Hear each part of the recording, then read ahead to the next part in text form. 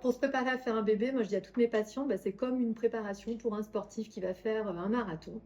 Donc il faut qu'on ait une bonne hygiène de vie et par là, on va entendre une bonne alimentation, de gérer son stress, de bien dormir, de faire du sport, d'éliminer tout dans l'environnement qui pourrait être toxique. Donc il y a une belle remise en question et parfois un petit ménage à faire. Si je commence par l'alimentation, je vais surtout recommander à mes patients d'avoir une alimentation le moins inflammatoire possible quand on a ce souci vis-à-vis de la fertilité. Donc, dans les grandes lignes, si on essaye de modérer son alimentation concernant les graisses animales, donc les viandes rouges, diminuer le gluten et diminuer au niveau des produits laitiers le lait de vache, bon, c'est des grandes familles qui vont déjà permettre de réduire l'inflammation et d'optimiser sa qualité ovocytaire. Donc ça, c'est les grandes lignes. On pourra en parler un peu plus après.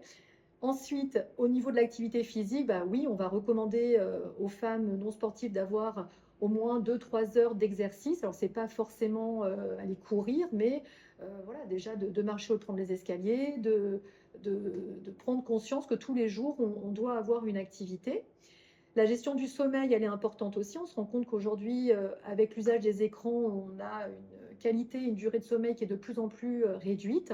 Donc, on interroge voilà, combien d'heures on a de sommeil, de limiter les écrans le soir, de se coucher en gérant son stress et d'avoir un sommeil de qualité.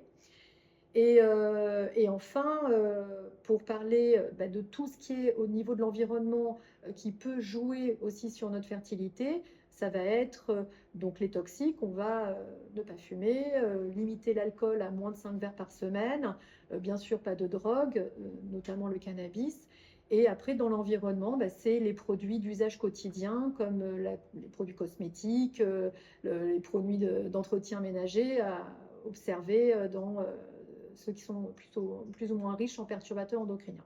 Donc déjà, si on arrive à faire pas mal de petites choses dans ce secteur, on peut optimiser sa fertilité.